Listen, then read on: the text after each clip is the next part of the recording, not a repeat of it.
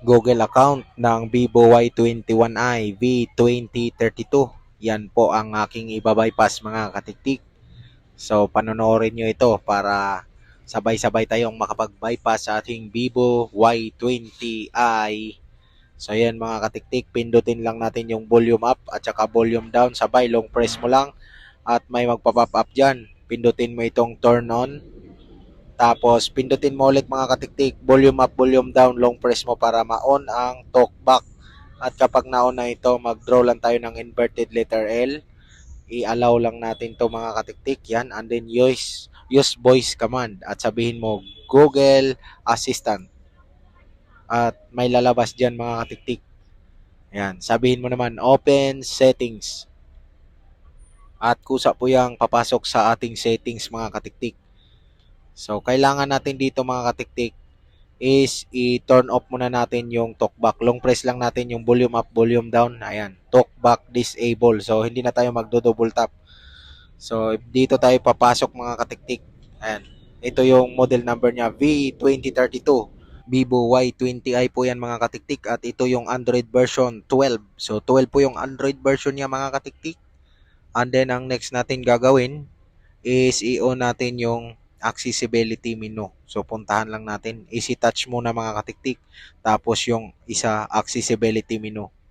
So, yun lang ang i-on natin. Baka magamit natin yan. Ito, accessibility. Hanapin natin yung accessibility menu.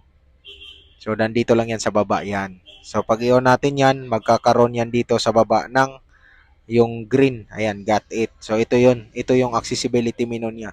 So, dalawa yung ino-on natin, yung easy touch at saka yung accessibility menu. Baka lang naman magamit pero pag hindi naman, okay lang naman. So, pasok tayo dito sa mismong apps. Tingnan natin dito sa Google Play Services is hindi po siya ma-touch. So, ang gagawin nyo na lang mga katiktik pag ganyan. So, i-back natin. Gagamit tayo dito ng accessibility menu at sabihin natin ulit, open settings. Yan. Pagpasok mo sa settings, puntahan natin yung system. Ayan. Nakaon naman yung easy touch niya mga katiktik.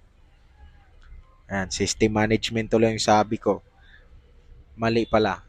So, dito mga katiktik sa baba, yung additional settings, tapos phone clone, itong phone clone mga katiktik, i-check natin to, yung easy share, agree natin, pindutin natin tong new, and then Android version, got it.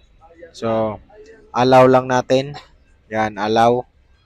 Tapos, kailangan natin dito ng isa pang cellphone mga katiktik. So, kailangan meron tayong easy share nito mga katiktik na app. Ito yun. Madadownload natin yan sa Google Play Store.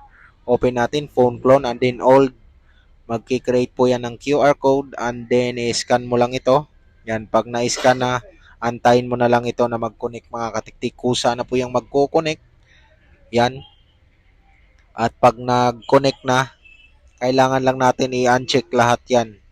So kung napapansin nyo, mayroong naka-check dyan. I-uncheck natin yan. Tanggalin natin lahat yan. And then isa pa mga tiktik, pasok tayo dito sa apps at ipasa lang natin tong Activity Launcher at yung Quick Shortcut Maker. So ang Activity Launcher is madadownload lang din yan sa Google Play Store. So start na lang natin mga katiktik. Allow natin dito sa kabila. Accept. Ayan. And then yung Quick Shortcut Maker, pwede mo yung ma-download sa Google Chrome at i-install mo na lang sa yung cellphone para ma-transfer natin dito sa kabila. Pindutin lang itong parang orasan dito sa apps at ito lang yung kailangan natin. Quick Shortcut Maker, open natin. And then dito sa taas is kailangan lang natin mag-type ng factory test. So ang gamit lang talaga, pwede na lang talaga ang Quick Shortcut Maker lang yung i-transfer natin. At ito yung itatap natin, yung pangatlo, yung Engineer Tab Test Activity. Yan. Open natin yan and then dito sa panghuli mga katiktik, tap natin to and then itong back to home. Pagka-tap natin dyan mga katiktik, pindutin natin yung English at pagkatapos nyan, papasok na po yan sa ating home screen. So maraming salamat sa panunood at naway may nakuha kayo na idea dito mga katiktik sa Y20 sa pag-bypass. Huwag sanang kalimutan i-like ang video na to kung nakatulong sa inyo. Ayan, pinang-off ko lang yung easy touch at yung accessibility menu. Again, maraming thank you sa panunod at hanggang sa susunod ko na mga video tutorial. Maraming salamat.